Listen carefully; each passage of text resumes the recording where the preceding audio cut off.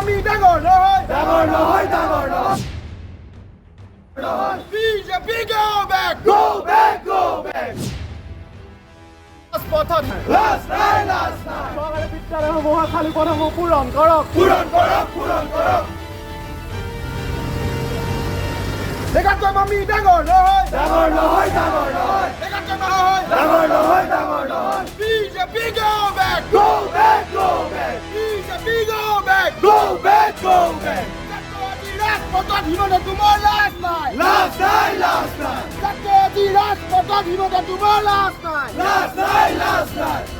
BJP go back BJP go BJP government of Assam, the Himanta Biswa Sarma ji closed school, more than 4,000 school closed in Assam, 8,000 closed in Assam in different district. हम कल गया था धेमाजी में एक girls school था government का, वो girls school बंद किया है। बीजेपी का नारा था बेटी बचाओ बेटी बढ़ाओ, क्यों गर्ल्स स्कूल को बंद किया है? गवर्नमेंट स्कूल को, सिर्फ गर्ल्स स्कूल नहीं, आसाम का हर डिस्ट्रिक्ट में गवर्नमेंट स्कूल बंद किया है। तो गवर्नमेंट स्कूल बंद करके आप क्या चाहते हैं? प्राइवेट स्कूल में हमारा गरीब लोग, हमारा गांव के लोग, आसाम के गांव के लोग तो पैसा नहीं है, तो हिमंता जी का बीवी जो स्कूल खोला है उसी स्कूल में तो उन लोग जा नहीं सकेगा कि इतना पैसा है, हाई प्राइस है। तो गवर्नमेंट स्कूल खोलना कांग्रेस ने खोला है और बीजेपी ने बंद करने के लिए काम किया है। हमारा नज़दीक में भूटान कंट्री है, बहुत छोटा सा कंट्री है, फ्री एजुकेशन दे सकता है, क्यों हमारा आसाम में, हमारा देश में फ्री एजुकेशन क्यों नहीं दे सकता है?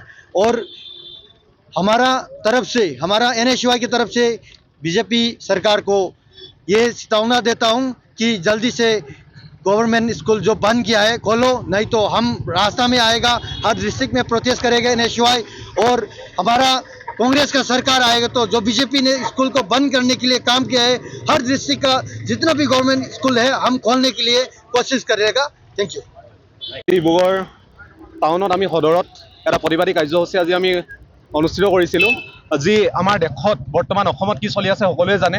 কেৱল হিংসাৰ যি ভাবামূৰ্তি প্ৰতিষ্ঠা কৰিব বিচাৰিছে হিমন্ত বিশ্ব শৰ্মাৰ চৰকাৰখনে, আমি তাৰ বিৰুদ্ধে গৈ আমি গুণগত শিক্ষাৰ কথা কৈছোঁ, আমি গুণগত স্বাস্থ্যৰ কথা কৈছোঁ, আমি গুণগত অসমৰ ভৱিষ্যতৰ কথা কৈছোঁ। আজি আমাৰ সভাপতি ডাঙৰীয়াই ক'লে, আমাৰ ইনচাৰ্জ তত্ত্বাৱধায়ক ডাঙৰীয়াই ক'লে, যিসমূহ স্কুলসমূহ বৰ্তমান সময়ত অসম চৰকাৰে বন্ধ কৰি গৈ আছে এফালৰ পৰা ইমূৰৰ পৰা সিমূৰলৈ, তাৰ পৰিপ্ৰেক্ষিতত কিন্তু তেখেতৰ পত্নীৰ কেৱল লাখ লাখ টকীয়া, কোটি কোটি টকীয়া সেই স্কুলসমূহ প্ৰতিষ্ঠা কৰিছে। তাৰ বিৰুদ্ধে আমি আজি প্ৰতিবাদ কৰিছোঁ।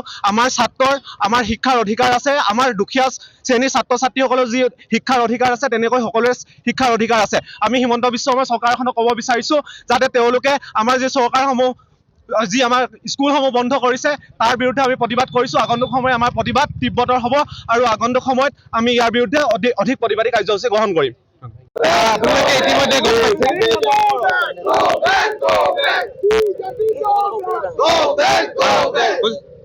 আপোনালোকে ইতিমধ্যে গম পাইছে যে প্ৰায় 28,000 চাকৰি এতিয়াও ভেকেণ্ট হৈ আছে টিচাৰ্ছৰ, আৰু স্কুলসমূহ বন্ধ কৰি গৈ আছে।